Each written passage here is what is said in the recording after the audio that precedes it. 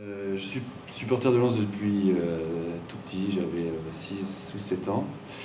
Mon père m'emmenait, a commencé à m'emmener dans ce qu'on appelle la tribune Tony Marek où il y a le COP actuellement, ce que j'ai toujours appelé les secondes. Sauf que après plusieurs matchs, après avoir galéré un petit peu, on s'est rendu compte, et surtout avec mon grand-père, que j'étais trop petit pour voir les matchs. J'étais toujours sur la pointe des pieds. Donc du jour au lendemain, chez mon grand-père qui était mineur de fond, hein, qui est d'origine polonaise, du bassin minier du côté de Carvin, au Stricourt, il a pris 4 planches de bois et a dit Stuart, on va te construire un tabouret, comme ça tu pourras aller au stade et être aussi grand que tous les autres pour voir les matchs. Donc on l'a fait ensemble, c'est pour ça qu'il est cher à mon cœur, puisque c'est peut-être le premier moment de bricolage de ma vie que j'ai pu avoir. Donc il n'est pas très beau en même temps. À l'époque, en peinture, j'étais pas encore, et je ne suis toujours pas un expert, mais il a eu le mérite de participer à tous les matchs auxquels j'ai pu assister dans mes premières années à Lens. Je faisais même rire les autres supporters parce que je commençais à être connu, à pouvoir venir avec mon tabouret, parce qu'il faut le dire aussi, c'est une époque où on pouvait rentrer. Aujourd'hui, à l'heure où, avec un petit bouchon de plastique, on vous fouille et on vous l'enlève de la main. Là, je me baladais toujours avec mon tabouret. On arrivait au niveau des levées de rideau vers 18h pour faire la queue, puisqu'il n'y avait pas de siège. Et puis, c'est clairement une hauteur qui correspond à la taille d'une marche de la tribune Tony Marek, la seconde.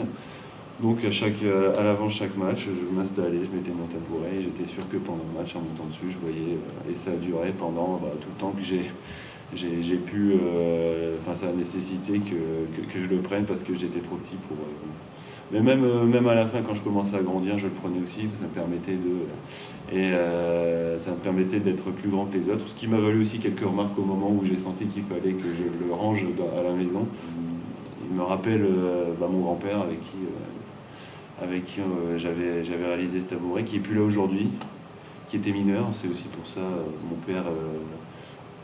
mon père qui est lui-même fils de mineur, c'est un club qui est cher à cause de ça, avec toutes les valeurs qu'il véhicule, liées aussi la fibre un peu populaire et ouvrière, hein, du bassin minier. Donc il a une valeur sentimentale autant que sportive, puisque grâce à ça j'ai pu assister à mes premiers matchs, et une époque aussi qui est chère à mon cœur, puisque c'est l'époque, le début de Gervais Martel, et surtout l'équipe de Santos, c'est l'équipe fétiche de l'équipe de D2 qui est montée en Ligue 1, de Roger Boli, de Jean-Marc Adjobiboko, d'Eric Sicora, de Jean-Guy Wallem. On trouve aussi ce qu'on a du mal à... je l'ai fait avec mon grand-père, hein, mais en 3 coups de planche, on voit la patte, et les ouvriers qui savent tout faire, parce qu'il a pris 3 morceaux de planche dans un coin et il a dit on te fait un tabouret, ça dit non. Moi j'ai mis 10 fois plus de temps à le peindre, et regardez, c'est magnifique, hein, mais bon, avec le RCL gravé, mais en 3 coups de clou, 3 coups de scie, il vous montait une table, hein, c'était... Et bon, il n'avait pas de rouge et de jaune, je me souviens, donc on avait mélangé. Il dit tiens, ça, du rouge et du jaune mélangé, c'est du orange, c'est pareil. Je me souviens, il m'a donné un pinceau et puis je l'avais peint. Il n'a qu'une vie, qu'une raison d'exister que pour la Tony Marek. Je l'ai, même à l'extérieur des matchs, je l'ai utilisé pour rien d'autre, je crois. Je crois que c'était mon tabouret de Bollaert, et ça n'a servi qu'à ça.